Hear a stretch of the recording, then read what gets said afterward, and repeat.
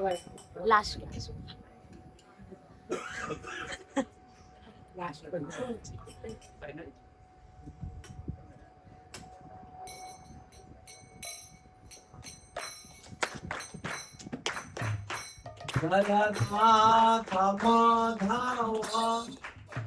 Kunja Bihari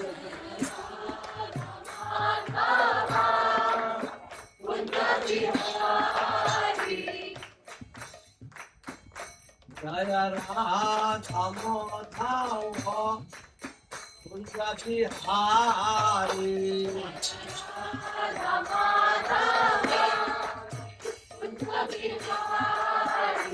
Jaya Gopi Jana Ballabha Giridharadhari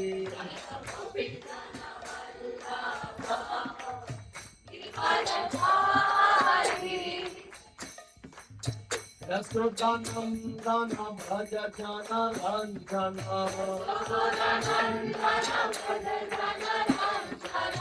Yamuna Tera Vanachari Yamuna Tera Vanachari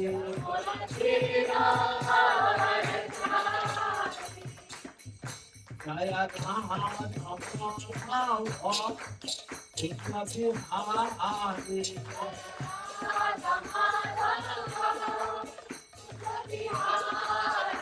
Jaya Radha Madhava Kunja Bihari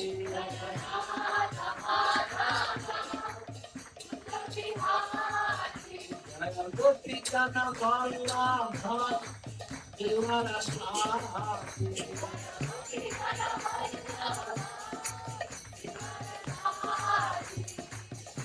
Yasodhanandana Bhaja Jana Ranjana Yamuna Tera Vanachari Yamuna Tera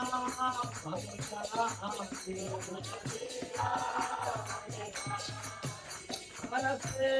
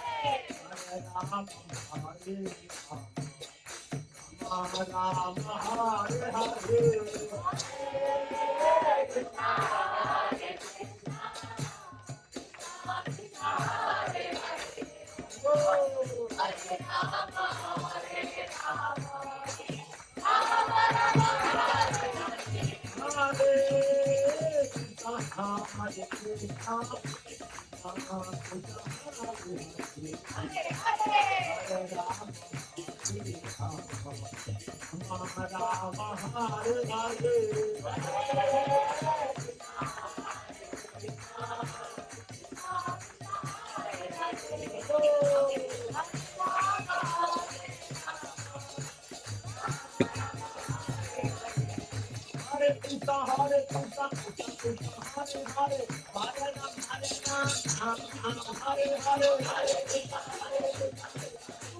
Prabhu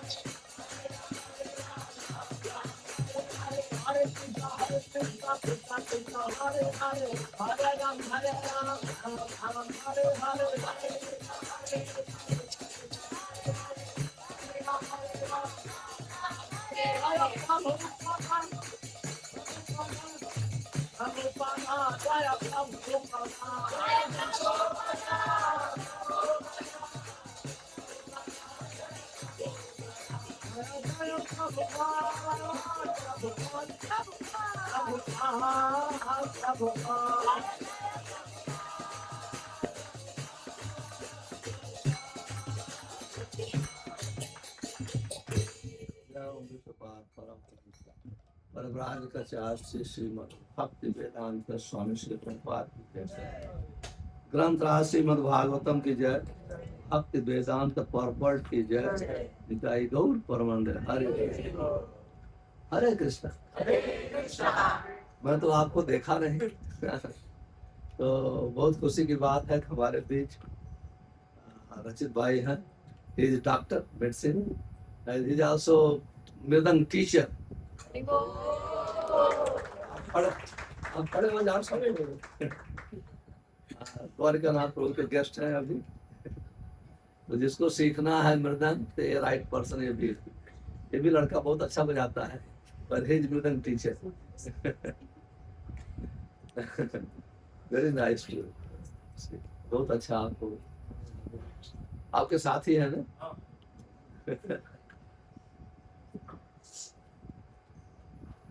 ये सब हमारे लिए मृदंग बजाते हैं। पूरा group है। तो आज हमको माँ कुंती की प्रार्थना से लेंगे।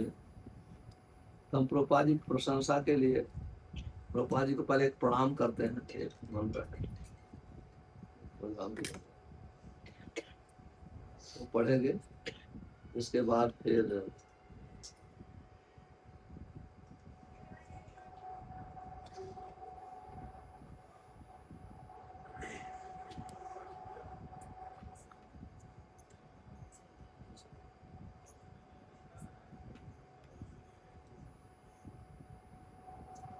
ये 1 घंटे का क्लास है ना। हमको ऐसा नहीं चाहिए। 3 दिन का है ना। डिस्टर्बेंस नहीं चाहिए। आप कंफर्टेबल से आप तो प्रसाद लेते लेते बहुत टाइम लग जाता है। आप तो ज्यादा लेट भी नहीं होना चाहिए है कि तो हमारे पीछे दोहराइए। हमारे ख्याल से प्रभुपाद जी की मंत्र है। आप लोग को पहली बार सुन रहे होंगे। वृंदावने रमण रेति प्रसिद्ध भूमौ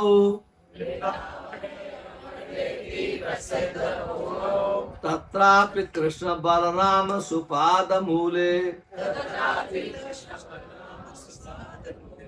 ज्ञानम परम परम कृष्ण सुधर्म उक्तम दंतस्तु देव प्रभुपाद नमो नमस्ते। इसका अनुवाद इस प्रकार से है। वृंदावन में रमण रीति की प्रसिद्ध भूमि पर जहाँ श्री कृष्ण और बलराम के चरण कमल विराजमान है, आपने परम ज्ञान का प्रचार किया। वह ज्ञान जो श्री कृष्ण ही परम धर्म है। एक दिव्य गुरु प्रभुपाद आपको बारंबार नमस्कार है। ओम नमो भगवते वासुदेवाय। ओम नमो भगवते वासुदेवाय। ओम नमो भगवते वासुदेवाय। ओम नमो भगवते वासुदेवाय। नारायणं नमस्कृत्य नरं चैव नरोत्तमं दैवीं सरस्वती व्यासं ततो जयमुदीरयेत। नष्टप्रायेषु अभद्रेषु नित्यं भागवत सेवया भगवते उत्तम श्लोके भक्तिर्भवति नैष्ठकी। श्री श्रीमद्भागवतम स्कंध 1 कैंटो 1 अध्याय 8 चैप्टर 8 टेक्स्ट नंबर 18 श्लोक संख्या 18। महारानी कुंती द्वारा प्रार्थना। तथा परीक्षित की रक्षा। बोलिए 1:18 कंटू 1 स्कंद 1 चैप्टर 8 अध्याय 8 श्लोक संख्या 18। कुंती उवाच नमस्ते पुरुषं त्वाद्यम् नमस्ते पुरुषं त्वाद्यम् ईश्वरं प्रकृते परम् ईश्वरं प्रकृते परम् अलक्ष्यं सर्वभूतानां अलक्ष्यं सर्वभूतानां अन्तर्बहिः अवस्थितम्। अन्तर्बहिः अवस्थितम्। कुन्ती उवाच कुन्ती उवाच नमस्ते पुरुषं त्वाद्यम् नमस्ते पुरुषं त्वाद्यम् ईश्वरं प्रकृते परम् ईश्वरं प्रकृते परम् अलक्ष्यं सर्वभूतानां अलक्ष्यं सर्वभूतानां अन्तर्बहिः अवस्थितम्। अन्तर्बहिः अवस्थितम्। प्रभु जी की तरफ से एक माता जी की तरफ से। नमस्ते पुरुषं त्वदीयम् नमस्ते पुरुषं त्वाद्यम् ईश्वरं प्रकृते परम् ईश्वरं प्रकृते परम् अलक्ष्यं सर्वभूतानां अलक्ष्यं सर्वभूतानां अन्तर्बाहिरवस्थितम् अन्तर्बहिः अवस्थितम्। माता जी की तरफ से कोई माता जी। कुन्ती उवाच कुन्ती उवाच नमस्ते पुरुषं त्वाद्यम् नमस्ते पुरुषं त्वाद्यम् ईश्वरं प्रकृते परम् ईश्वरं प्रकृते परम् अलक्ष्यं सर्वभूतानां अलक्ष्यं सर्वभूतानां अन्तः बहिः अवस्थितम्। अनुवाद इस प्रकार से है, हमारे पीछे दोहराने का कष्ट करें। श्रीमती कुंती ने कहा, श्रीमती कुन्ती ने कहा, हे कृष्ण हे कृष्ण मैं आपको नमस्कार करती हूँ आपको नमस्कार करती हूँ क्योंकि क्योंकि आप ही आदि पुरुष हैं आप ही आदि पुरुष हैं और इस भौतिक जगत के इस भौतिक जगत के गुणों से गुणों से निर्लिप्त रहते हैं। आप समस्त वस्तुओं के समस्त वस्तुओं के भीतर तथा बाहर भीतर स्थित रहते हुए भी सबों के लिए अदृश्य हैं। सबों के लिए अदृश्य है। तात्पर्य श्री भक्ति वेदांत स्वामी श्री प्रभुपाद की।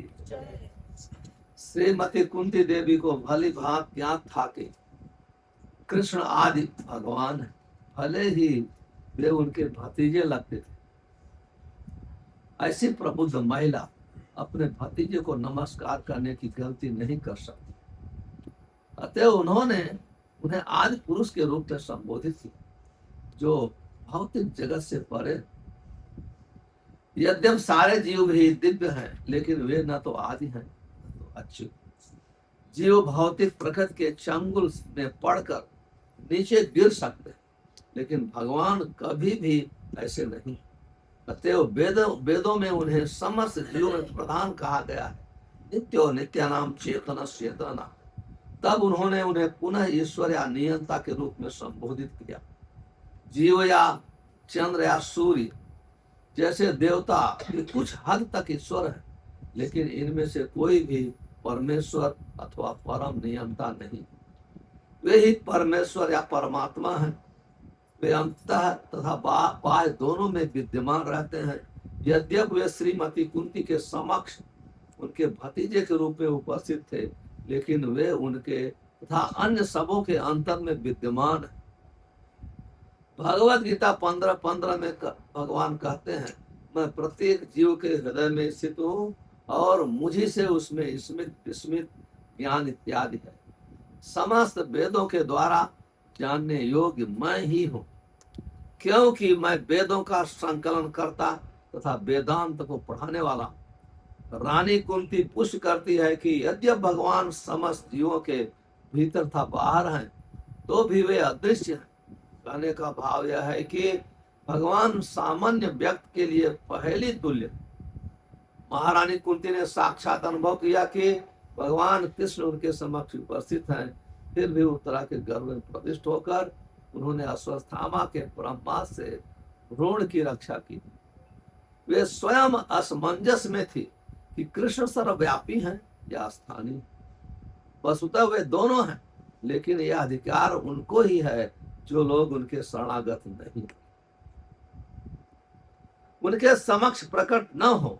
अवरोध या यह पर्दा भगवान की माया शक्ति कहलाती है, और यही जीव की संकुचित दृष्टि को नियंत्रित करती है। इसकी व्याख्या आगे की गई। ओम अज्ञानम तिमिरंधस्य ज्ञानांजन शलाकया चक्षुर्मिलितं येन तस्मै श्री चैतन्य मनोभीष्टं स्थापितं येन भूतले स्वयं रूप कदा मह्यं ददाति स्वयं। वंदे अहं श्री गुरो श्रीयुतपदाम्बुजं श्री गुरून् वैष्णवांश्च श्री रूपं साग्रजातं सहगण रघुनाथान्वितं तं सजीवं साद्वैतं सावधूतं परिजन सहितं कृष्ण चैतन्य देवं श्री राधा कृष्ण पादान सहगण ललिता श्री विशाखान्वितांश्च हे कृष्ण करुणा सिंधु दीनबंधो जगत्पते गोपेश गोपिका कांत राधा तप्त कांचन गौरांगी राधे वृंदावनेश्वरी वृषभानुसुते देवी प्रणमामि हरिप्रिये वंशा कल्पतरुभ्यस्य कृपा सिन्धुभ्येव च पतितानां पावनेभ्यो वैष्णवेभ्यो हरे कृष्णा कृष्णा कृष्णा हरे हरे। कुंती उवाच नमस्ते पुरुषं त्वाज्ञं ईश्वरं प्रकृते पर अलक्ष्यं सर्वभूतानां अंतर्बहि अवस्थित। हरे कृष्णा। मैं परम पूज्य द्वारिकानाथ प्रभु का बहुत बहुत आभार प्रकट करता कि ऐसा ही नहीं कि मुझे ही, लेकिन ये रेगुलर प्रोग्राम हर वीक में चलाते हैं और इससे सभी भक्तों का पोषण होता है, और पोषण एसोसिएशन से होता है। तो इसलिए जब तक हम एसोसिएशन में रहते हैं तब तक हमारी भक्ति बढ़ती रहती है, भक्ति रुकती नहीं। जैसे हम भक्तों का एसोसिएशन छोड़ देते हैं तो हमारी भक्ति में कमजोरी आने चालू। प्रारंभ में पता नहीं चलता है, जैसे चंद्रमा की पूर्णिमा का चंद्रमा दूसरे दिन तीसरे दिन इतना प्रकाश में खास अंतर नहीं है, लेकिन थोड़ा दिन के बाद प्रकाश कम। उसी प्रकार से जब हम एसोसिएशन से थोड़ा दूर होते हैं तो बिगिनिंग में लगता नहीं हम तो ठीक 16 माला कर रहे हैं, 4 नियम पालन कर रहे हैं, लेकिन धीरे धीरे उसकी भक्ति कमजोर होने लगती। तो इसलिए आप सभी लोग धन्यवाद के पात्र हो कि सब एसोसिएशन में भक्ति कर रहे हैं, और मैं प्रार्थना करता हूँ कि आप लोग का एसोसिएशन ऐसे ही बना रहे। तो मैं कुंती महारानी के विषय उनकी प्रार्थना पर बोलने के पहले, लेक्चर देने के पहले थोड़ा बैकग्राउंड बताना चाहता हूँ। आप सभी जानते हैं महाभारत का युद्ध 18 दिन में कंप्लीट हुआ। 18 अक्षौणी सेना भाग ली, और हमारे ख्याल से कौरवों की 11 अक्षौणी सेना थी, जहां तक मुझे याद है। पांडवों की 7 अक्षौणी सेना। तो अंत में कर्ण के वध के बाद, महायोद्धा कर्ण के वध के बाद अश्वत्थामा कैप्टन बना, सेनापति बना, और भयानक युद्ध चलता रहा। सारे कौरवों के सेना, जितनी सेना थी 11 अक्षौणी, सबका वध हो गया। केवल 4 लोग को छोड़, दुर्योधन, कृपाचार्य, अश्वत्थामा और एक कृतवर्मा। Thank you, Kritavarma. तो सब भय से अर्जुन दुर्योधन भाग करके झील में, तालाब में छिप गया, और जब तक राजा जीवित है तब तक युद्ध बंद नहीं हो सकता। राजा की मृत्यु के बाद या तो शरणागत हो जाए या तो उसकी वध हो जाए, ये नियम था। वो भाग करके पानी में छिप गया, आप लोग देखे होंगे सब। और ये दूसरे लोग सब भाग करके एक जंगल में एक बट वृक्ष के नीचे छिपा रहे। और इधर भीम के ललकार सुन करके, चैलेंजिंग वर्ड सुन करके दुर्योधन छत्री था, वो सहन नहीं कर पाया, पानी के अंदर से निकल कर गदा युद्ध किया। मैं संक्षेप में बोल रहा हूँ क्योंकि मुझे इसमें बोल, तो भगवान के इशारे से भीम ने उसके जंघे को गदे से तोड़ करके कमर को छोड़ दिया। ऑलमोस्ट मृत्यु, मरा सब ऑलमोस्ट मर गए, लेकिन फिर भी वो जिंदा थे। और वैसे आवाज कहाँ, जिसे कहते हैं ना, कोई होता है बहुत आवाज करता है, पेन इतना थी तो आवाज कर रहा था, कहर जिसको बोलते कह रहे थे। और इधर 4 लोग सुन रहे थे, अपने राजा की ये दशा देख करके ये लोग को बहुत दुख हुआ। लेकिन ये लोग डरे थे कि पांडव हम लोग का भी वध कर, इसलिए वो आ नहीं रहे। जब पूरी सेना का वध हो गया तो 4 लोग का वध कर दिया। इसके बाद फिर जब एकदम सन्नाटा छा गया, आवाज नहीं कहीं आई, तो उस समय ये गए उन राजा को देखने के, एटलीस्ट कुछ को कुछ देखे तो कुछ सहायता तो करे। तो गए वहां, देख करके दुर्योधन की दशा देखे बहुत दुखित हो गए। अस्वस्थामा इसमें से कैप्टन था। इसके बाद थोड़ी आवाज कहीं पर पता चला, फिर भाग के आ गए, फिर आके छिप गए। जब वो भाग के आए तो रात को वहां बैठे थे, नींद कैसे आएगी?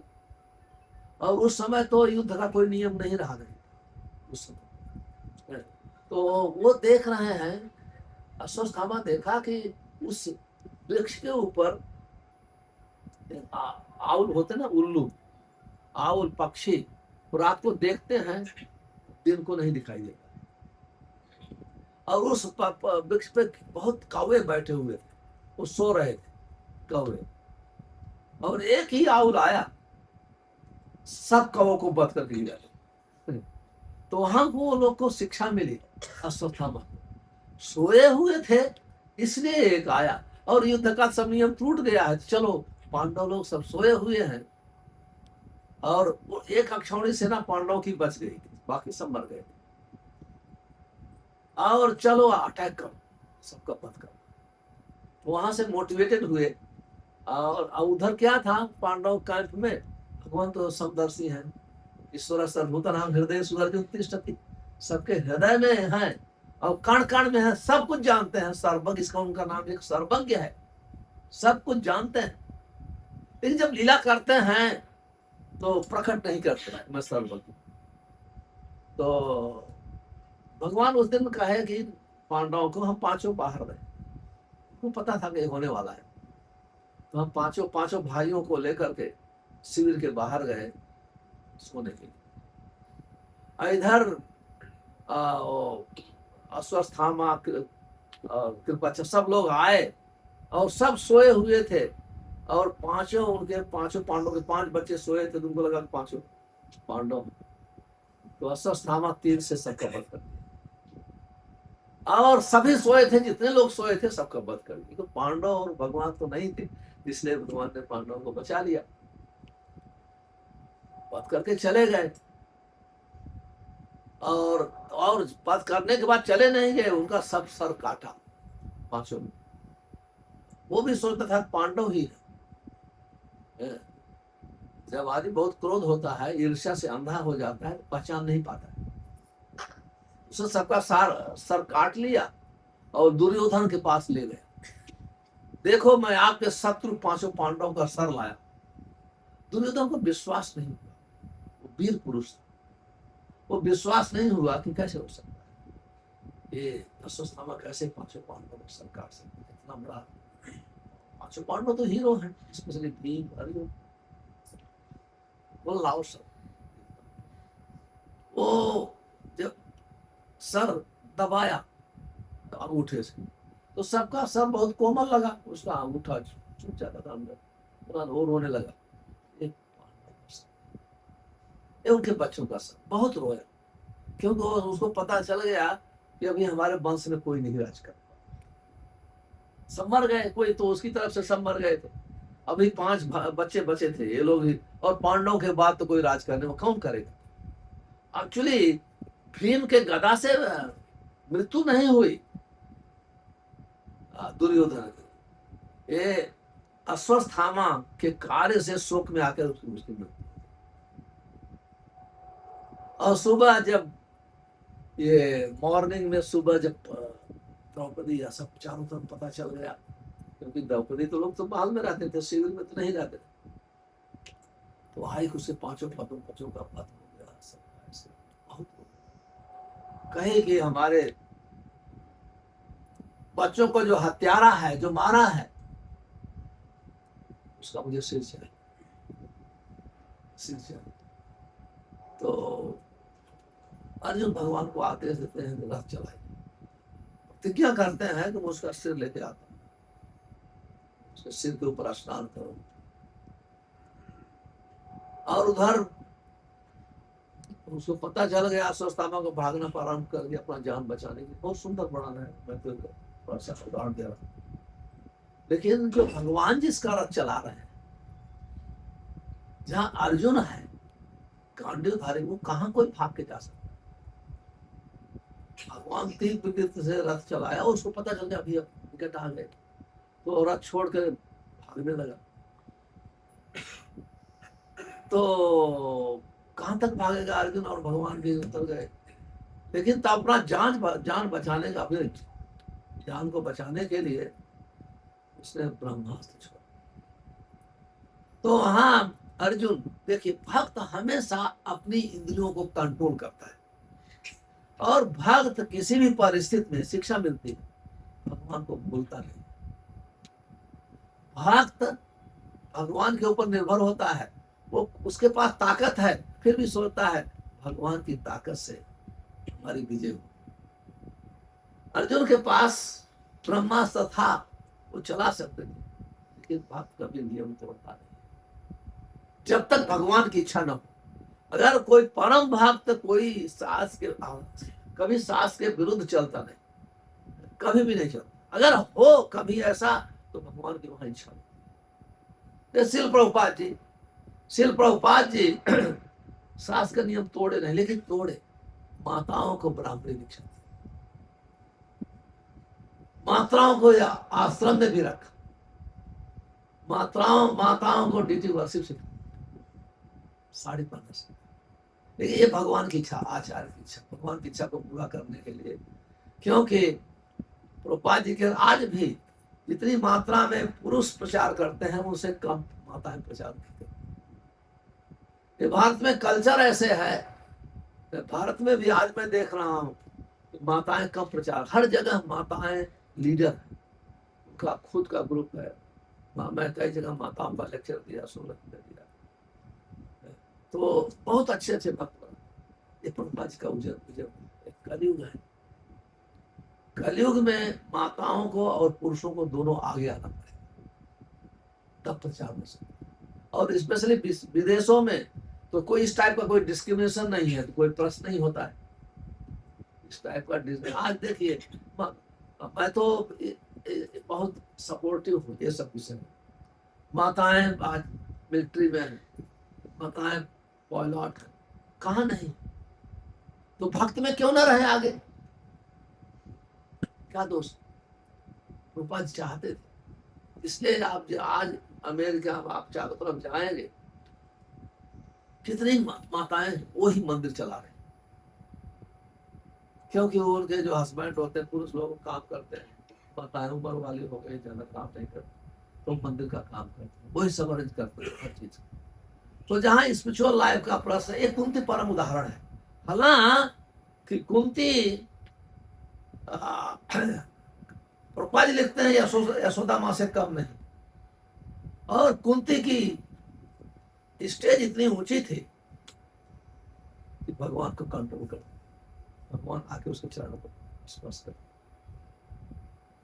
अब कुंती को ये श्लोक में पता चलेगा। इस प्रकार से जब अर्जुन अपने भगवान से परमिशन का जब खतरा आया तो भक्त जो है कोई खतरा आता है खुद डिसीजन नहीं लेते हैं, भगवान की शरण लेते हैं। तो भगवान की शरण लिया कि ये क्या है, भगवान कहते हैं ठीक है, एक ब्रह्मास्त्र है, लोहा लोहे से कटता है, एक ब्रह्मास्त्र को दूसरे ब्रह्मास्त्र से आप काट सकते हो, आपके पास तो है। भगवान की परिक्रमा किया, प्रणाम किया, मंत्र का जप किया, आचमन किया, इसके बाद वो सुन के ब्रह्मास्त्र को शांत किया अपने ब्रह्मास्त्र से। तो दोनों ब्रह्मास्त्र को शांत। इसके बाद अर्जुन ने पकड़ करके घसीटते हुए बांध करके पशु जैसे ले गए। तो कहने का अर्थ है कि वहां बहुत डिस्कशन है। द्रौपदी पांडवी इच्छा ने बहुत देख के परेशान, अरे ये गुरुपुत्र को ला रहे हो, गुरुपुत्र को ला रहे हो जिसे आप धनुष विद्या सीखे। देखो माताओं का हृदय बहुत कोमल होता है, किसी के उपकार को पुरुष भूल जाते हैं, लेकिन माताएं कभी किसी के उपकार को भूलती नहीं। ये उनका नेचुरल गुण है, वो सीखना नहीं पड़ता है, बहुत चीज सीखना नहीं पड़ता है। कहीं भी आप देखेंगे तो वहां भीम तो गदा लेके खड़े हैं, मार दो अभी लेकिन युधिष्ठिर महाराज सपोर्ट करते हैं द्रौपदी के। इस प्रकार से भगवान अभी भीम तो गदा लेके तैयार हैं, द्रौपदी ये बोल रही है, युधिष्ठिर महाराज सपोर्ट कर रहे हैं। अर्जुन भ्रमित हो गए, क्या करूं अभी क्या करूं। तो खुद डिसीजन नहीं लेते, तब भगवान डिसीजन देते हैं, निर्णय भगवान ही निर्णय देते हैं। किसी का धन, क्योंकि धन दूसरा प्राण होता है, दो प्राण है। एक्चुअली धन के लिए दो लोग अपने प्राण की आहुति दे देते हैं, है कि नहीं। जैसे स्मगलर लोग आप कितना देखेंगे, धन के लिए जो सुसाइड करते हैं, और पैसे के हिसाब से सुसाइड करते हैं। धन इतना प्रिय है, कहते किसी का धन अगर ले लिया जाए तो उसके प्राण को ले लिया जा रहा, और किसी का अपमान कर दिया जाए उसका भी प्राण। कहते अपमान जो है मृत्यु से ज्यादा दुखदायी होता है। आदमी जो सम्माननीय आदमी होता है अपनी मृत्यु को स्वीकार करता है, अपमान को नहीं स्वीकार। इसमें से जो क्षत्रिय लोग वो अपने बैक साइड पीठ पर धनुष बाण नहीं सहन करते, कहने करते भागेंगे नहीं, सामने आकर के मृत्यु को स्वीकार आलेंगे क्षत्रिय। और ब्राह्मण लोग बुद्धिमान, क्षत्रिय लोग थोड़े मूर्ख होते हैं तो इसलिए वो ऐसे ही मर जाते हैं जब लड़ाई झगड़ा करके। लेकिन ब्राह्मण लोग बुद्धिमान होते हैं तो अपने शरीर का उपयोग करते हैं भगवान के धाम जाकर जाने के लिए। तो जो बुद्धिमान है ये सब काम में नहीं पहुंच, वो मान सम्मान को नहीं मानता, हमारे ना मान देना कीर्तनीय सदा है। मतलब बहुत ऐसे चीजें हैं, हमको नकल नहीं, इसलिए मैंने ये पॉइंट डाला। जो भक्त होते हैं वो आप अपमान को सहन करते हैं, क्यों? ये शरीर को बचा के भगवान के धाम पे जाना है। इसलिए भक्त लोग कमिट सुसाइड कमिट नहीं करते। भक्त लोग अपने शरीर का अहित नहीं करते हैं, कभी अपने शरीर को कष्ट नहीं देते। कष्ट वहीं देंगे जहां भक्ति उपयोग हो, जैसे एकादशी का फास्टिंग करना या कुछ ऐसे रामनवमी जन्माष्टमी, लेकिन वो कष्ट जो है हमको भक्ति में आगे बढ़ा। इस प्रकार से उनका बाल जो है काट करके उनकी मणि को निकाल करके अपमानित कर मृत प्राय छोड़ के गुजरे, क्योंकि मृत्यु तो हो नहीं सकेगी। भगवान जानते थे कि क्योंकि वरदान है उसको, उसकी मृत्यु नहीं होगी। भगवान ने कहा कि उसकी मणि को, मणि का नाम नहीं लिया, धन मतलब मणि शोभा, और बाल तो आदमी की बाल तो कितना बाल का महत्व होता है। कितने लोग कहते मैं फुल टाइम ज्वाइन नहीं हुआ क्योंकि टकला कर सकते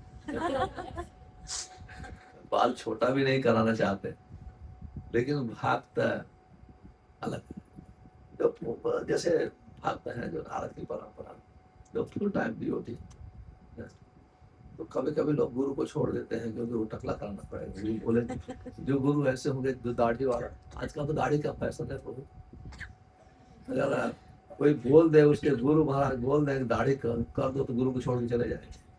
गाड़ी इतनी फ्री हो गई है। इसलिए बाल जब बना दिया तो उसकी शोभा और बड़ी ले लिया, खत्म हो गई, मृत प्राय छोड़ दिया। लेकिन बाल बनाने से, बड़ी लेने से तो हृदय पवित्र तो नहीं होता, उसका ईर्ष्या हृदय और ईर्ष्या से। तो इधर आ गए, भगवान अभी सोचे मेरा काम हो गया है तो मैं चलूं, अभी द्वारिका बहुत दिन हो गया है। रात पे कृष्ण महाराज से भी परमिशन ले लिया, सब हो गया, रात पे बैठ गए। रात पे जैसे बैठे उसी समय उत्तरा भागती हुआ आती है, आप देखो उस समय 5000 वर्ष पहले कल्चर बहुत, पुरुष स्पेशली भगवान के स्टेज उम्र वाले बड़े महान के सामने कोई स्त्री आ रही, बहुत सुंदर वर्णन है, उसकी मैं व्याख्या तो नहीं करूंगा कि वहां जो स्त्रियों की प्रार्थना है, जो बोलती है भगवान को, वेद से ज्यादा, वेद की प्रार्थना से ज्यादा पसंद भागवत में वर्णन है, जो आती नहीं है सामने, कितनी मर्यादा थी। ये मर्यादा है, मर्यादा का अर्थ है सदाचार। सदाचार हर जीव का ऑर्नामेंट है, आभूषण है। हम लोग का, हम भक्त की पहचान तिलक से नहीं होती, भक्त की पहचान सदाचार से। तो माताओं में ये सदाचार उस समय था कि भगवान जा रहे हैं, अब हैं कौन? माता धाता पितामह है, सबके पिता हैं, सबके पालन पोषण करने वाले हैं। लेकिन फिर भी सदाचार के कारण, क्योंकि उनके दूसरे ऊपर वाले थे, कृष्ण महाराज थे, अर्जुन थे, भीम थे, इसलिए आई नहीं। और उसमें कितनी माताएं विधवा भी हो गई थी, उनके पति मार दिए गए। तो फिर भी इतना आकर्षण था, वो रथ पे चढ़ गई, सब भगवान का दर्शन कर रही। तो इतना मैं सभ्यता की वर्णन कर रहा हूँ, संस्कृति की, ऐसा इतना होने। लेकिन जब व्यक्ति पे संकट आए, ये सभ्यता को तो वहां तोड़ सकता है। जब व्यक्ति के ऊपर संकट आए, जैसे ऐसे आपके ऊपर संकट आ जाए मृत्यु का, तो वहां ऐसा नहीं कि अपने बड़े के सामने कैसे जाए, क्योंकि शरीर बहुत इंपॉर्टेंट। तो जब उत्तरा के ऊपर संकट आया, क्योंकि उसने ब्रह्मास्त्र 5 पांडवों के लिए चलाया और एक उत्तरा के गर्भ के लिए, क्योंकि उत्तरा के गर्भ में महाराज परीक्षित थे, और माँ की आत्मा पुत्र के साथ, इसलिए उत्तरा भागते, सब शर्म छोड़ दिया। वहां 5 पांडव हैं, भागते भागते आई सीधा, जानती थी कि अभी कोई नहीं कुछ कर सकता, कुछ नहीं। ये हमारे जो ससुर हैं 5 पांडव, ये कुछ नहीं कर सके, मेरी रक्षा नहीं कर सकते हैं, तो भगवान कृष्ण रक्षा कर सकते। इसका अर्थ वो जानती थी कृष्ण भगवान है, वो भक्त लोग थे। तो भागते भागते आई, कहती है कि मेरी मृत्यु हो जाए चले, लेकिन मेरे गर्भ में जो मेरा बच्चा है उसकी रक्षा। बहुत सुंदर प्रार्थना है, प्रार्थना पढ़ूंगा नहीं तो मुक्ति की प्रार्थना का विशेष। तो कहा भाग के आने का अर्थ है शरण लेना। अब ये चीजें आप सीन याद करिए, 5 बच्चों के ऊपर ब्रह्मास्त्र आया है कुंती के, और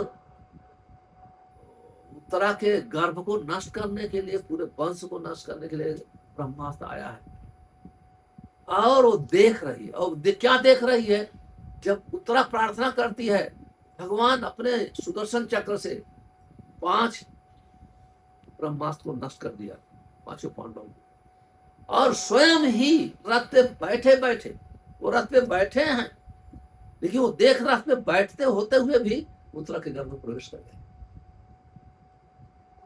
तब उसका भगवान के उपकार से हृदय गदगद हो गया। ये सब कुछ हो गया तो समाप्त हो गया, सब कुछ ठीक हो गया। तब भगवान रथ पे कहते चलो, उसी समय हाथ जोड़ करके, दोनों हाथ जोड़ के समक्ष जो है खड़ी होती है, और आप देखिए उसके एक एक शब्द वेद के निचोड़ है। अगर मां कुंती की, महारानी कुंती की एक प्रार्थना कोई समझ ले और उसके जीवन फॉलो करे तो भगवान के धाम जा सकता है। एक प्रार्थना, दूसरी प्रार्थना की आवश्यकता नहीं है। और जब कहते हैं किसी को कुछ ग्लोरीफाई करते हैं, प्रशंसा करते हैं, उसके पोजीशन को, पोस्ट का पहले पता चलता। आप ये हैं कौन, हैं कौन? तो इसलिए वो बताती है कृष्ण हैं कौन। और उसकी प्रार्थना बड़े बड़े महाभागवत लोग गाते हैं। सुखदेव गोस्वामी ने गाया। सुखदेव गोस्वामी कैसे थे? सुखदेव गोस्वामी मां के गर्भ से प्रकट नहीं होना चाहते और भगवान कृष्ण की प्रार्थना से प्रकट होकर के पिता की तरफ देखे नहीं। इतने बड़े बैरागी थे, ब्रह्मवादी। उनको क्या आवश्यकता है एक महिला की प्रार्थना को भागवतम में लिखने के लिए? क्योंकि कुंती थी, इसलिए प्रभुपाद जी तात्पर्य लिखते, कितनी महान थी। इसलिए सुखदेव गोस्वामी ने, ये उसकी प्रार्थना पूरे मानव समाज के कल्याण के लिए है। इसलिए सुखदेव गोस्वामी ने कहती है कि नमस्ते पुरुषम त्वाद्यम ईश्वरम प्रकृते परम। पहला शब्द नमस्ते, मैं आपको प्रणाम कर। अभी कोई पूछता है क्यों प्रणाम करते हो उनको? क्योंकि आपके भतीजे हैं। कोई भतीजे को प्रणाम करता है, भतीजे को तो आशीर्वाद देता है।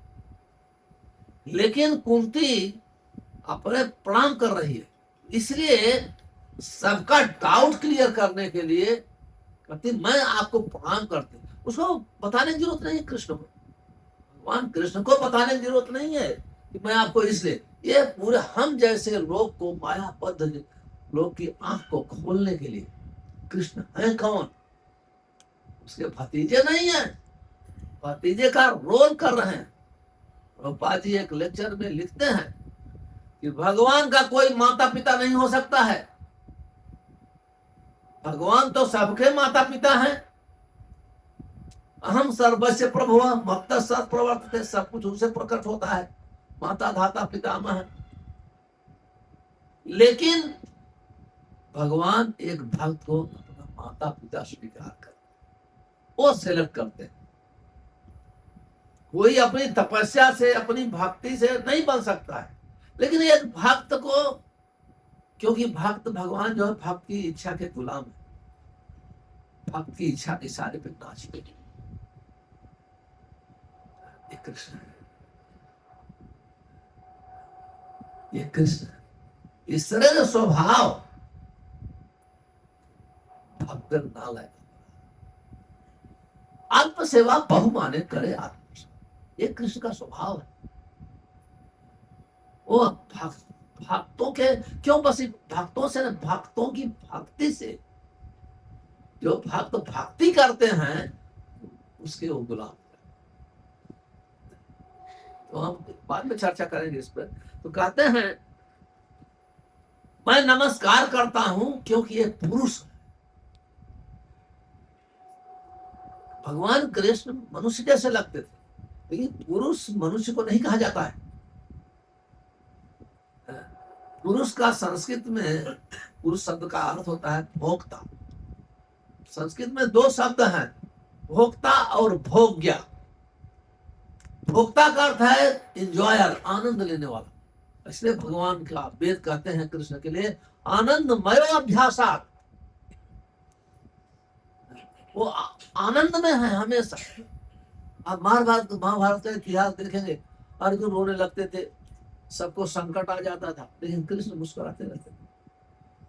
पढ़िए भागवत तो पता चलेगा, क्योंकि हर चीज आनंद, उनका एक एक चीज आनंद। तो जहां भक्त की आंख जाती है वहां ही टिक जाती है, क्योंकि आनंदमय है, आनंद के संपूर्ण है। इसलिए जब गोचारण करके आते थे गोपियां, जब वो कहते मैं तो देख नहीं पाई, मेरी आंख तो उनके मान लीजिए पीताम्बर पर चढ़े पड़ी तो वो उसके ऊपर नहीं जाती थी, क्योंकि इतना आनंद है। जैसे जहां जो जो इससे वो ब्रह्मा को कहते उसको आता ही नहीं है, ब्रह्मा कैसे उसको सृष्टि करना नहीं आता, पलक बना दिया, झपटी रहती, हम देख नहीं पाते हैं। क्यों? इसका कारण है क्योंकि भगवान आनंदमय है, सच्चिदानंदमय, सच्चिद आनंद। तो कहते इसे वो पुरुष उनके लिए, और प्रकृति, तो पुरुष और प्रकृति, प्रकृति को शक्ति कहते हैं, पुरुष को शक्तिमान कहते हैं। तो शक्ति शक्तिमान के आनंद के लिए। इस संसार में आपकी विद्या एक शक्ति है, आपकी फैक्ट्री एक शक्ति है, आपके बच्चे आपकी शक्ति, तो आपकी सेवा के लिए आपका। उसी प्रकार से जितने भी जीव हैं, प्रकृति, सब कुछ भगवान की शक्तियां हैं। अकेले भगवान शक्तिमान है, एकला ईश्वर कृष्ण आर सब, जाके जैसे नचावे ताके कैसे कैसे। इसलिए चैतन्य चरिता में कृष्णदास कविराज कंक्लूजन देते हैं, आपके एक ही भगवान है। अब कहेंगे राम क्या है? हाँ, अवतार है, उनकी सेवा। बलराम क्या है? उनकी सेवा के लिए। विष्णु उनकी सेवा के लिए है। सब उनके अवतार कृष्ण की सेवा करते हैं।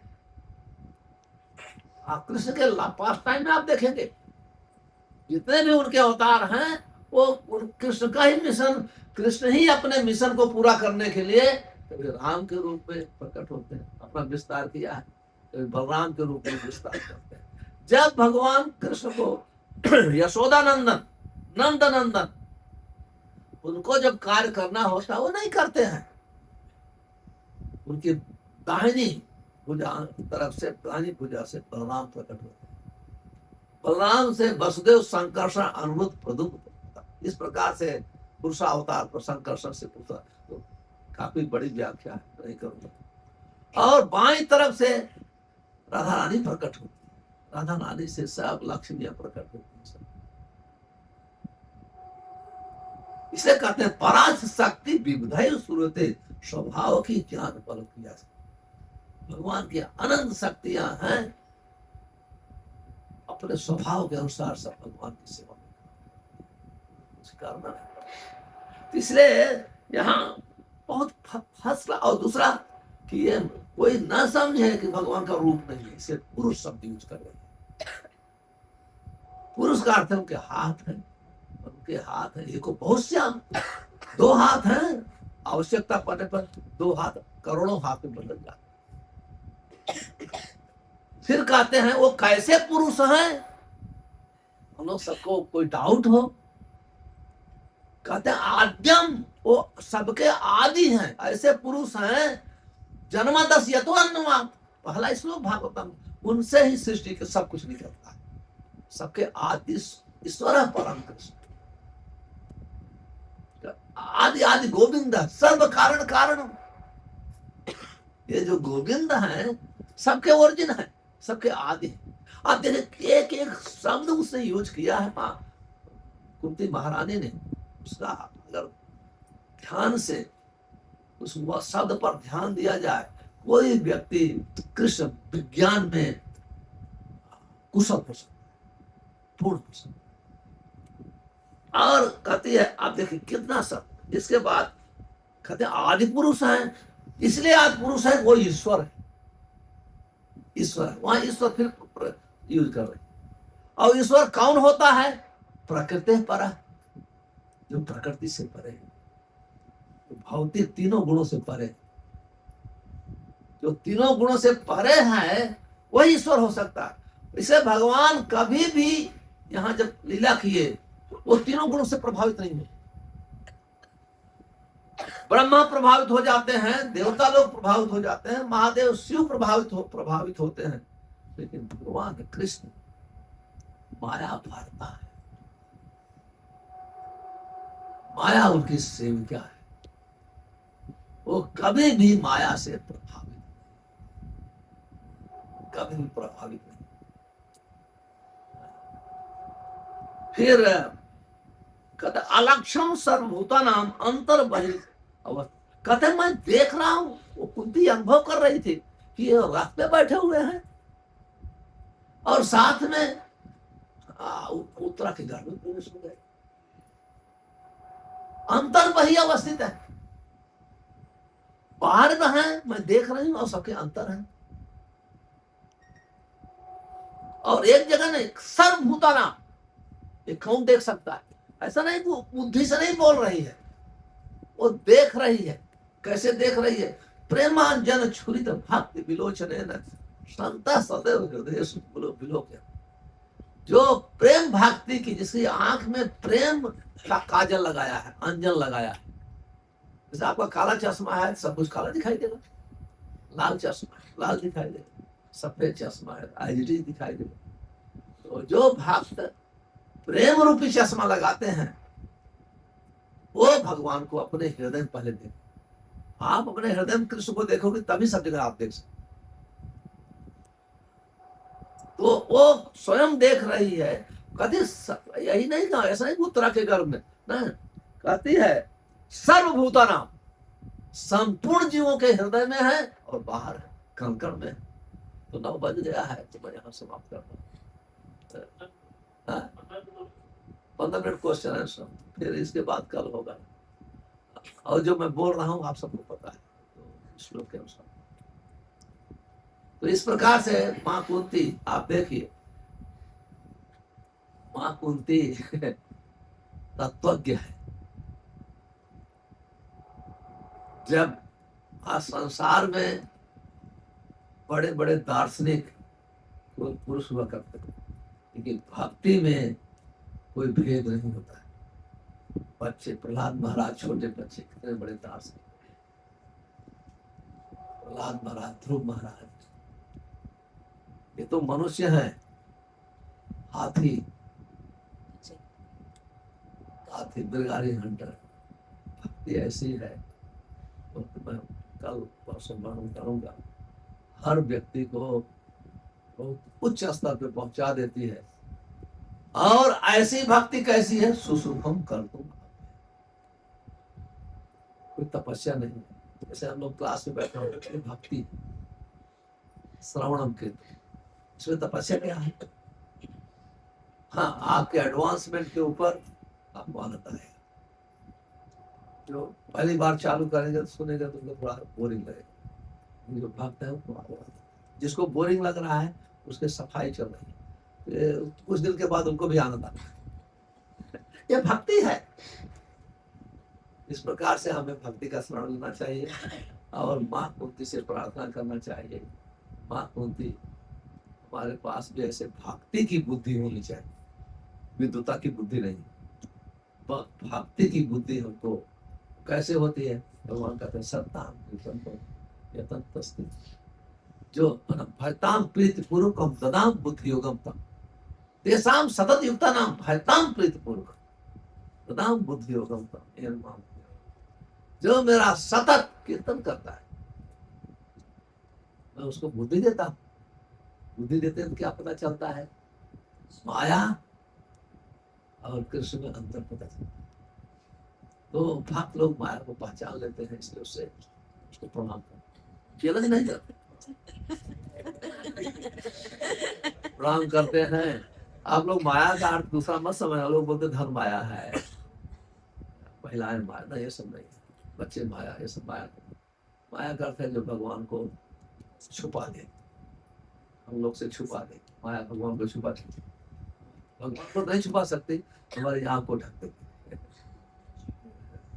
हरे कृष्ण। तो प्रभु जी बोले 15 मिनट 5 मिनट में आओ, 5 मिनट तो बता दिया और फिर 10 मिनट है।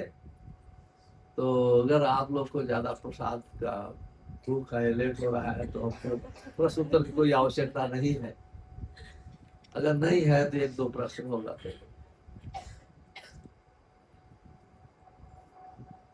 पहले प्रभु जी, पहले माताओं की तरफ होना चाहिए, पहले प्रभु जी की तरफ से होना चाहिए, जिसको भी पसंद।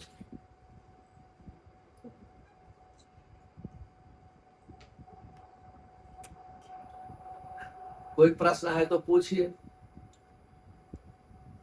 नहीं प्रश्न हो तो महाप्रसाद गोविंद बोलो। मैं अभी अभी पूना से आया।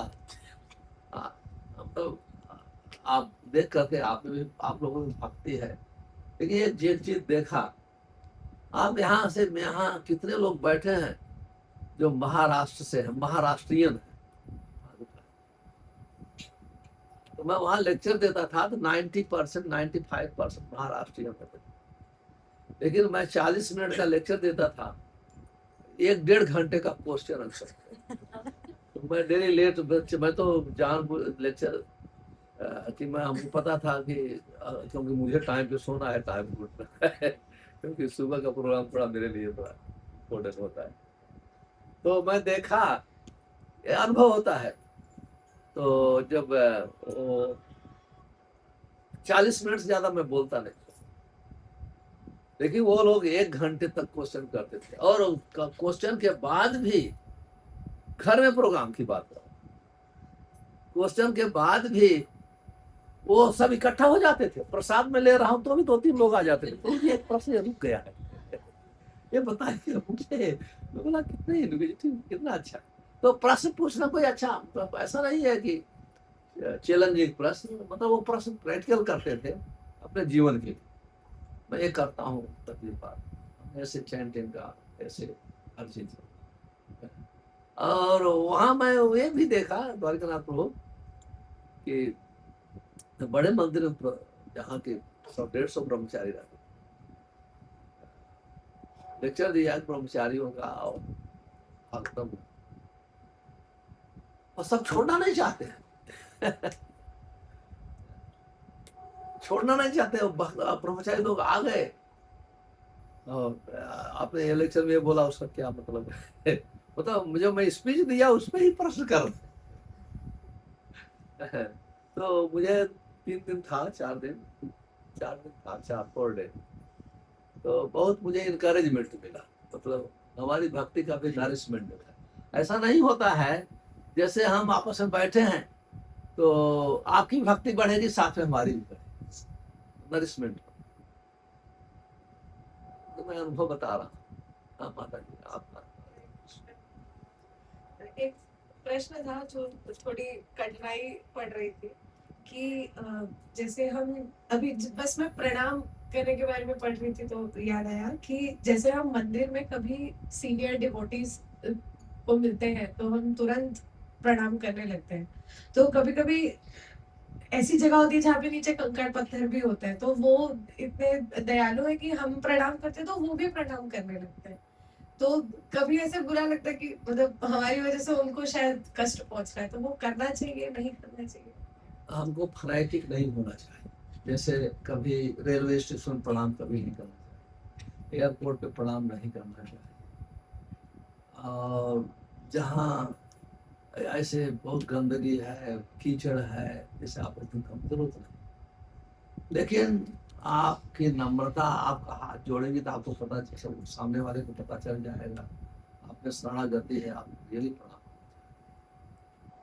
और माताओं को थोड़ा और रिजर्व भी होना चाहिए आपसे। हमको पब्लिक में ऐसे न लगे कि ये लोग स्लेव जैसे हैं। हाँ, जहाँ अच्छा है, जैसे भक्तों गोष्ठी में कोई आप समझ, तो बहुत ऐसी चीजें हैं। अभी कभी कभी है कि अब सीढ़ी पे उतर रहे हैं तो ही प्रणाम करना चालू कर दो, तो ऐसा नहीं है। प्रणाम करेंगे तभी पता चलेगा, वो पता चल जाता है आपके हाव भाव से, देखने से आप में कितनी नम्रता है, कितनी शरणागति है। टाइम प्लेस सर्कमस्टांस इंग्लिश में कहते हैं, स्थान है, सर्कम कैसे है, वहाँ सिचुएशन कैसी है, उस हिसाब से देख करके वैष्णव सदाचार दर्शन।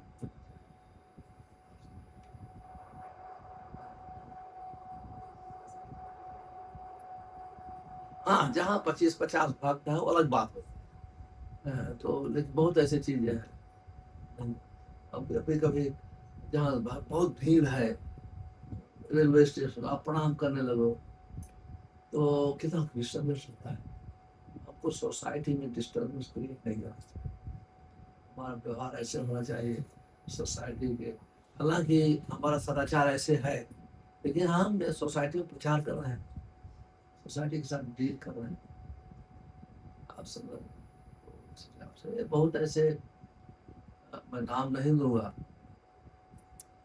एक बार प्रोपर डिसाइपल एक शिष्य थे, शिष्य बहुत बड़ा आदमी, बहुत बड़ा प्रेस रिपोर्ट, किसी बड़े आदमी के यहाँ गया, बोलता तू मेरे सामने तू वो बैठा था, उनके बगल में आए सोफा पे, ना तुम्हारा शिष्य है, नीचे बैठ। शिष्य ने भाई बैठ गए, लेकिन जिसका मकान है वो तो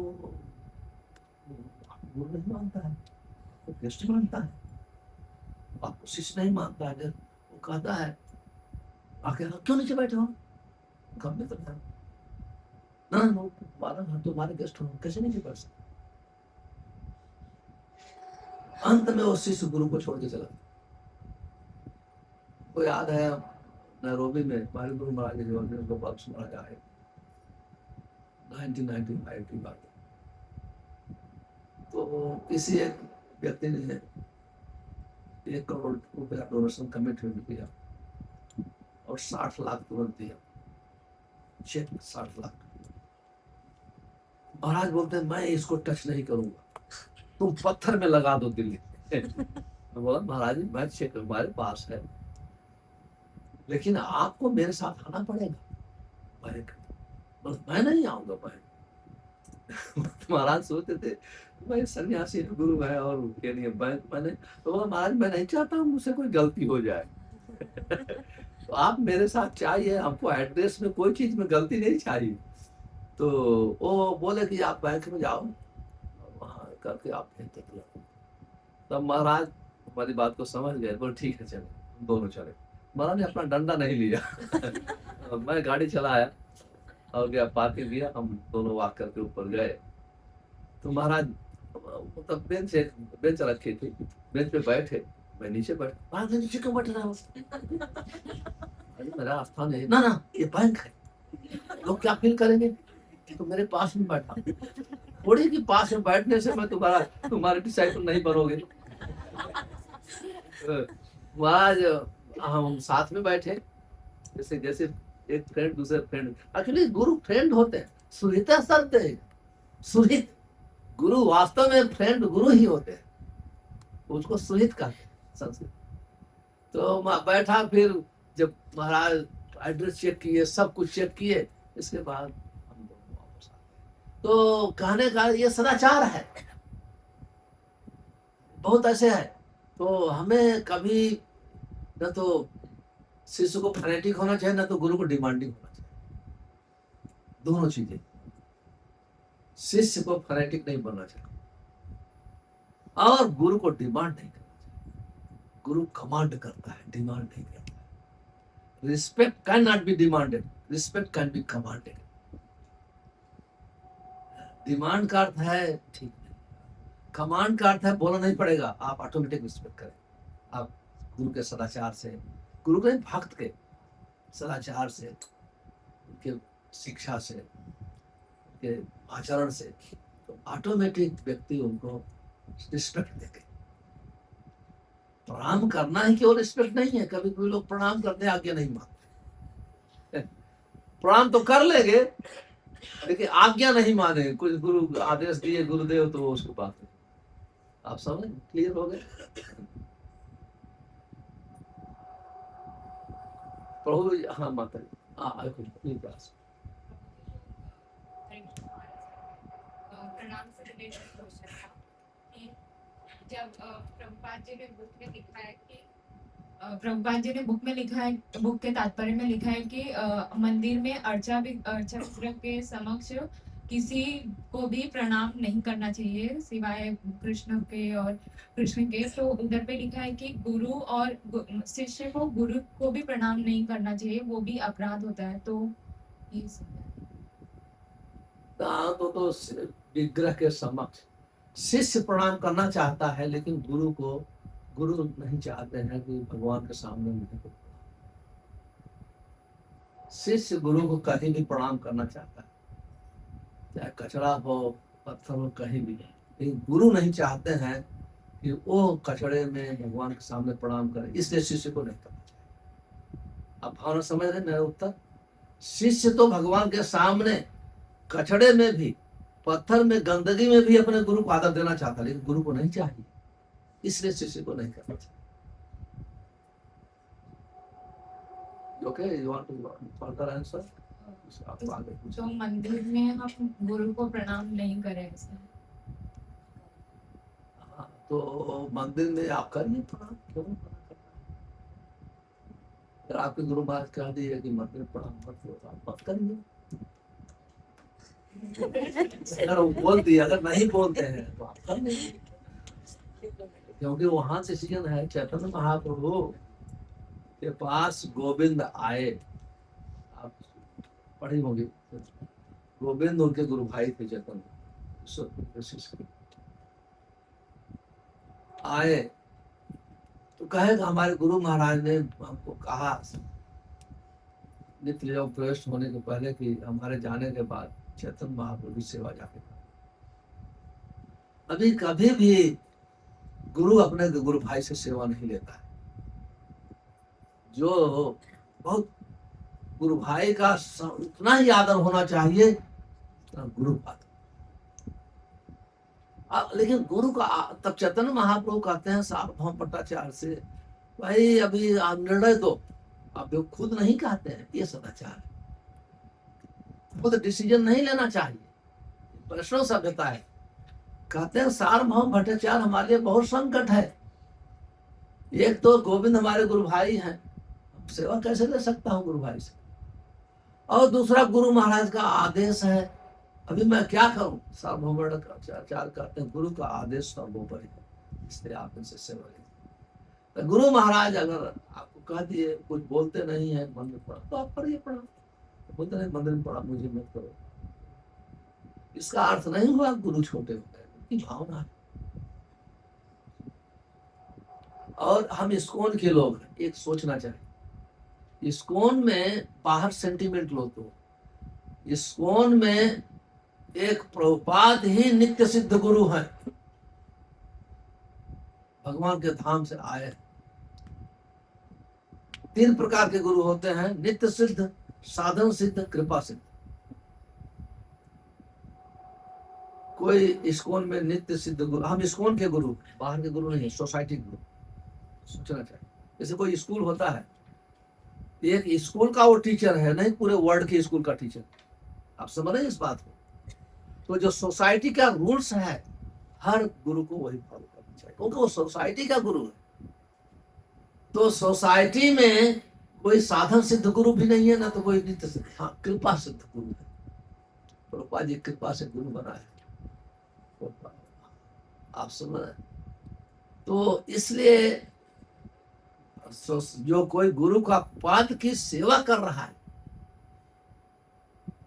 इसलिए हमेशा उसको सोचना चाहिए कि मैं सेवक हूं, मैं सेवक हूं। सब गुरु का अर्थ है सबसे बड़ा सेवक, वो अपने डिसाइपल का सेवक है। डिसाइपल की बुद्धि का, प्रॉपर्टी का एंजॉयर नहीं है, वो सेवक है, डिसाइपल की शक्ति को भगवान की सेवा में लगा। इसलिए हमको ये सब बातें सीखना चाहिए, तब सोसाइटी में डिस्टर्बेंस नहीं होता है। ये वैष्णव सोच। क्लियर?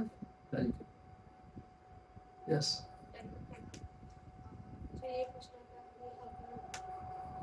मैं बहुत टाइम से ऐसे चाह रही थी कि मैं मंगला आरती के लिए उठूं, लेकिन मंगला आरती मुझसे नहीं हो पा रहा है, लोकेशन भी बहुत दूर है और फैमिली रिस्पॉन्सिबिलिटी भी है, तो फैमिली वाले भी नहीं छोड़ते।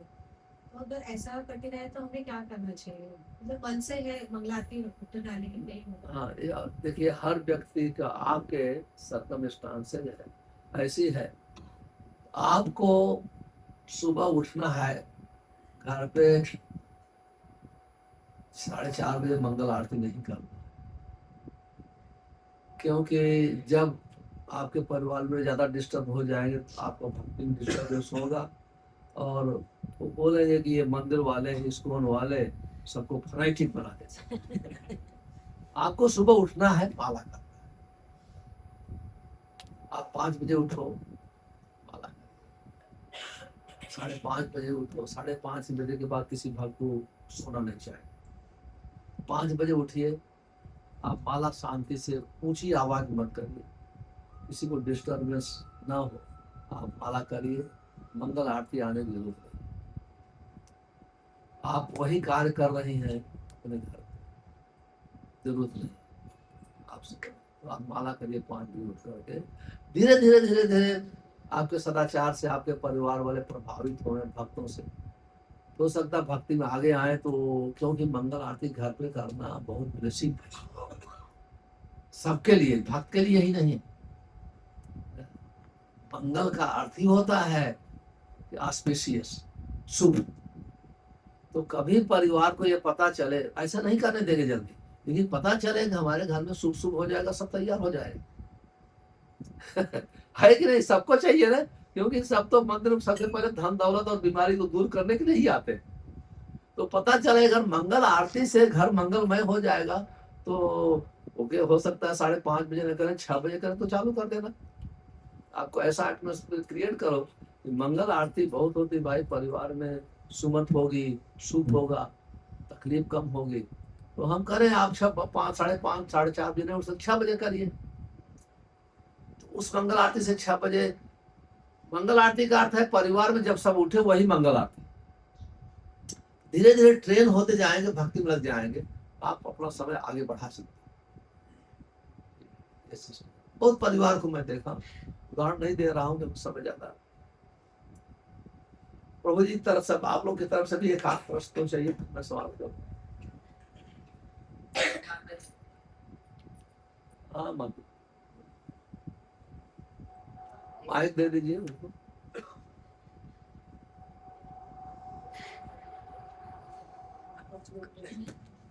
Hare Krishna Prabhuji, please accept my humble obeisances.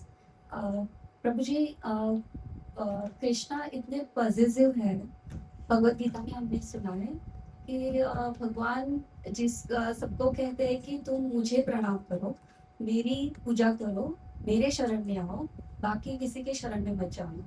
तो चैतन्य चरितामृत में जैसे भगवान चैतन्य महाप्रभु आते हैं तो वो कृष्णा कहने को नहीं कहते, वो गोपी गोपी कह के वो इतने खुद में ही मग्न रहते हैं। तो उनको सुनकर एक ब्राह्मण ने उन्हें कहा था कि तुम गोपी गोपी क्यों कह रहे हो, कृष्ण कृष्ण क्यों नहीं कह रहे हो। तो फिर उन्होंने कहा, उनको क्रोध आया था और क्रोध में उन्होंने कृष्ण को ही अपशब्द कहते। तो फिर उनको तभी ऐसे नहीं लगा था कि मेरी ही मैं मतलब आलोचना कर रहा हूँ तो मेरे प्रति सबका मतलब ये हो जाएगा, मतलब अलग ही मतलब ये मतलब कोई पसंद नहीं करेगा कृष्ण की शरणागति। तो ऐसे में क्यों मतलब चैतन्य महाप्रभु ने किया था? देखिए, चैतन्य महाप्रभु तो एक दिन बोले थे, गोपियां तो हर रोज गाली देती थी। गोपियां तो हर रोज गाली देती थी। और कृष्णदास कविराज कहते हैं गोपियों की गाली भगवान को इतना अच्छी लगती थी कि जो वेद के मंत्र से स्तुति करते हैं उनसे तो लाख गुना अच्छी होती। तो जब उस समय चैतन्य महाप्रभु गोपी मूड में थे, हर आदमी व्यवहार करता है अपने मूड के अनुसार। गोपी मूड में थे, इसलिए गोपी गोपी नाम ले रहे थे। और जब हम भक्तों का नाम लेते हैं भगवान ज्यादा प्रसन्न होते हैं। जब हम किसी भक्त का नाम लेते हैं भगवान उससे गुलाम हो जाते, मेरे भक्त का नाम ले रहा है। जब किसी भक्त की शरण लेते हैं तो भगवान बहुत प्रसन्न होते हैं। इसलिए भगवान आज पुराण में कहते हैं अर्जुन से, जो ये कहता है वो मेरा भक्त है, वो मेरा भक्त नहीं है। जो कहता है मेरे भक्तों का भक्त है वो मेरा। बहुत सुंदर श्लोक। उसमें चैतन्य महाप्रभु का कोई दोष नहीं। आप समझो, हर व्यक्ति मूड के अनुसार व्यवहार करता है। आप समझ रहे हैं? हर व्यक्ति कोई भी। तो आप अगर दास्य रस के मूड में हैं तो जो आप कहती है ना, कोई भगवान को गाली नहीं देगा। लेकिन आप फ्रेंड के किसी के मूड में है तो आप ज्यादा से उसे एक प्लेट में खाएगी।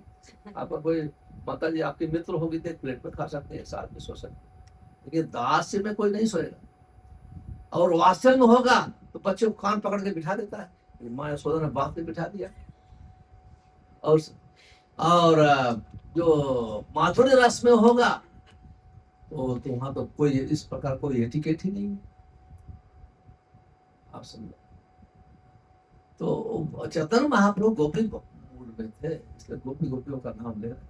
गोपी का नाम सबके, जो आदमी ज्ञानी भक्त मैंने बड़े बड़े तपस्वी ऋषियों के मुंह में नहीं आता है। उद्धव को भी बोल नहीं, या प्रहलाद महाराज नहीं बोल सकते, नारद भी नहीं समझ सकते। और गोपियों का वो अस्त्र है। वो गोपियां साधारण नहीं है, सब भगवान की अंतरंगा शक्ति है। ब्रज की गोपियां हैं तो भगवान की अंतरंगा शक्ति है। और बाकी जो गोपी भाव वाले आते हैं, तो जब हम लोग भक्ति करते हैं, हमारी डेथ होगी, मृत्यु होगी और भक्ति में होगी, भगवान का स्मरण करते हुए अगर हम ब्रज के मूड में हैं तो हम वहाँ गोपियों के गर्भ से मेरा जन्म होगा, तब हम ट्रेंड हो गए वो लीला में भाग लेने के, तब जाएंगे गोलोक में। एक वहाँ रिहर्सल होता है।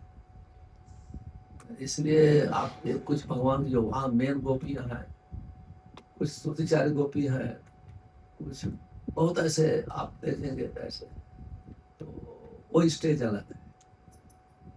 वहाँ कोई स्टेज, वहाँ कोई ऑफेंस, ये सब का प्रश्न नहीं होता है। वहाँ केवल प्रेम होता है, और प्रेम में ऑफेंस का स्थान नहीं, अपराध का स्थान नहीं। और जहाँ प्रेम होता है वहाँ बहुत एटिकेट काम नहीं। बच्चे को पिताजी अपने कंधे में बिठा के चलते हैं, बच्चे को घोड़ा बन जाते हैं, वो चढ़ता है, मारता है बच्चा, ग्रैंड चलो तेज चलो तेज चलो। तो वो एटिकेट नहीं है, हाँ प्रेम है एटिकेट। और लेकिन हम लोग को नकल नहीं करना चाहिए, हमारे में प्रेम नहीं है। अभी हम लोग हमारे में माया का प्रेम, माया से माता जी ने बताया ना, परिवार को डिस्टर्बेंस होता है, जहाँ प्रेम होता है वो डिस्टर्ब का, वो डिस्टर्ब सवाल ही नहीं है। लोग कमिट सुसाइड कर लेते हैं, है कि नहीं? ये भौतिक जगत में भी देखा जाता है।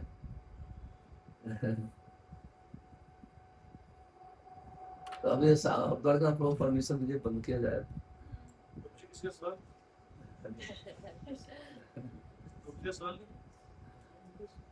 अभी प्रसाद लेंगे, सबको 10 बज जाएगा। हरे कृष्णा हरे कृष्णा हरे हरे, हरे राम तो हम महाराज जी का परम पूज्य महाराज जी, जो हम जब भी हमको यहाँ आते हैं तो मैं उनको बोला था कि हम संग दें, तो हमारे पास वापस 4 दिन का संग। कितने दिन का? 4 दिन का। तो हम काफी दिनों से कुंती मारने की प्रेयर पढ़ रहे हैं। हम ऑलरेडी संडे को कुंती मारने की प्रेयर ही पढ़ रहे हैं। अच्छा अच्छा। तो उसका रिविजन भी हो जाएगा और नया एंगल भी समझ में आएगा। तो मैं रिक्वेस्ट करूंगा कि महाराज से, जैसे महाराज ने 2-3 चीज बताई, गुरु महाराज की याद आ गई। जैसे महाराज ने बताया कि हम बैंक में गए थे, तो उसी तरह से गुरु महाराज में अच्छी तरह ध्यान में फर्स्ट टाइम गुरु महाराज का मॉरिशस गया था, फर्स्ट टाइम 2016 में। तो महाराज मेरे को मॉरिशस में बोले प्रेसिडेंट से मिलने चलते हैं। ठीक है महाराज, मैंने प्रेसिडेंट से मिलने जा रहा हूँ मैं। तो मैंने कहा महाराज प्रेसिडेंट को लेके जा रहे हैं तो किसी यहाँ के प्रेसिडेंट जो होगा मंदिर का उसको लेके जाएंगे ना, मेरे को थोड़ी लेके जाएंगे। तो मैं पीछे खड़ा था, तो महाराज ने उनको 2 पास आते हैं, तो उसमें देखा कि नाम दीपक बंसल था मेरा, उस दीक्षा नहीं हुई थी मेरी। तो बोले बंसल और हम जाएंगे। मैं बड़ा आश्चर्य हुआ, मैंने कहा मैं कैसे जाऊंगा महाराज, मेरे को क्यों लेके जा रहे हैं। तो जैसे बैठने का हुआ तो वहां गए हम रिसेप्शन पे, तो वहां बैठना था, तो मैं नीचे बैठूंगा। तो महाराज ऊपर बैठे वहां चेयर पे, वेट करना था 1 मिनट के लिए, तो मैं नीचे बैठी। बोले ऊपर खड़ा नीचे क्यों बैठ गए? महाराज मैं आपके बाजू में कैसे बैठूंगा?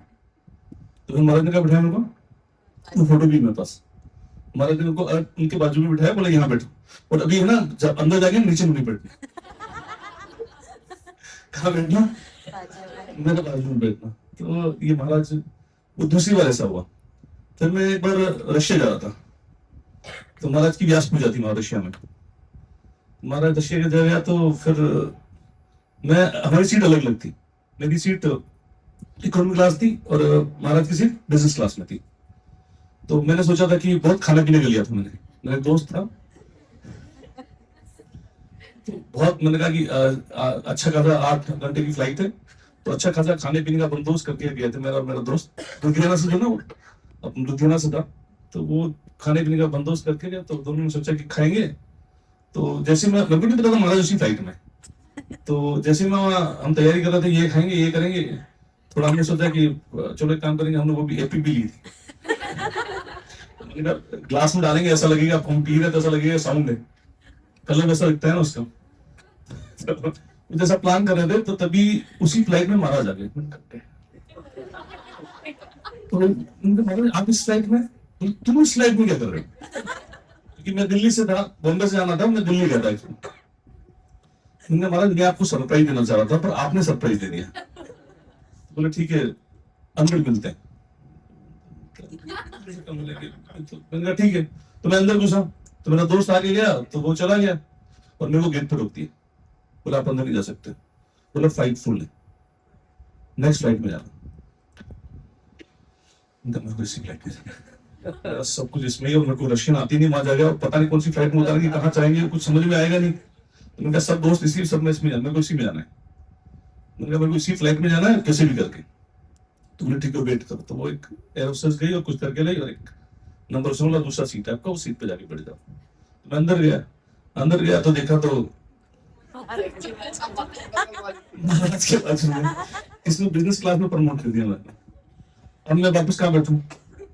मैं नीचे बैठूं ऊपर बैठूं? महाराज ने चुपचाप बैठ जाओ, बाजू में बैठ, और सोना नहीं।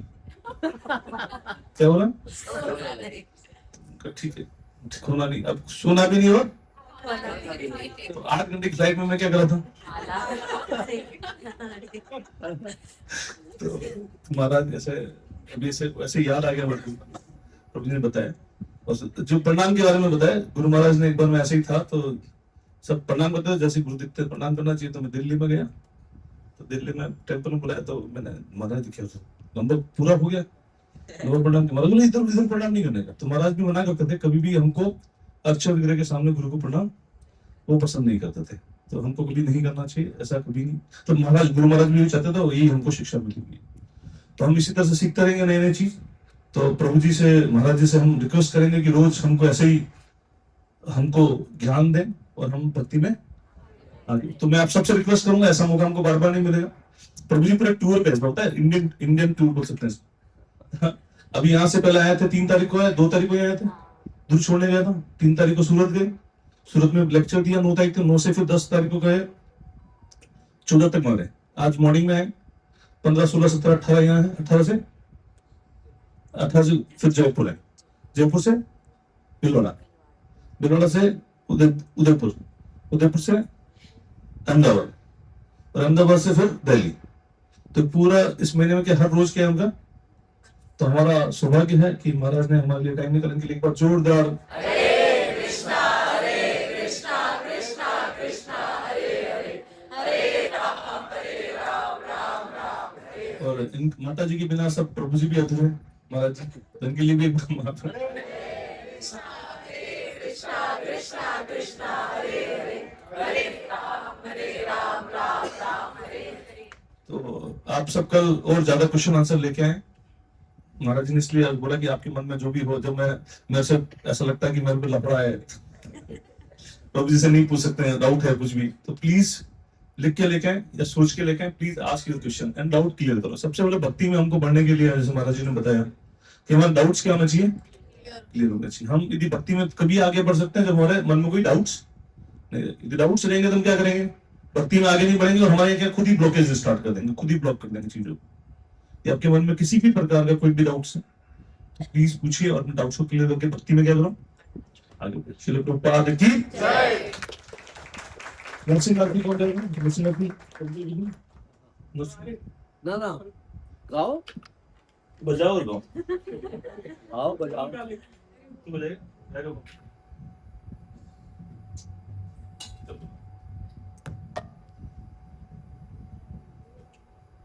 नमस्ते नरसिंहाय नमस्ते नरसिंहाय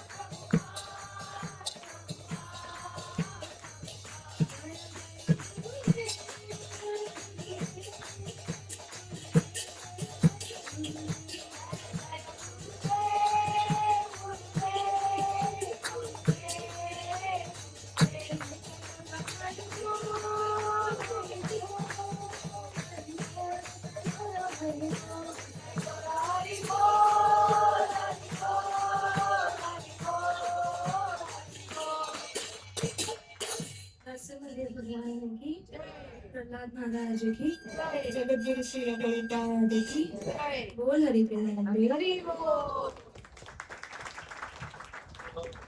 अंचित प्रभु जी है, ये खुद डॉक्टर है वैसे, डॉक्टर बहुत, जैसे प्रभु जी ने बताया कि बहुत अच्छा मृदंग बजाते हैं, टीचर है। प्रभु जी लोग जो भी आप मृदंग सीखना चाहते हो, प्रभु जी एक महीने तक इधर ही है, यही करते हैं। तो आप प्रभु जी लोग सिर्फ एक वीक में संडे ऐसा करेगा। जब भी आप चाहो तो प्रभु जी से आके प्लीज सबको दिखाएंगे। इनके लिए एक बार जोरदार कृष्णा कृष्णा कृष्णा हरे हरे हरे राम राम राम हरे।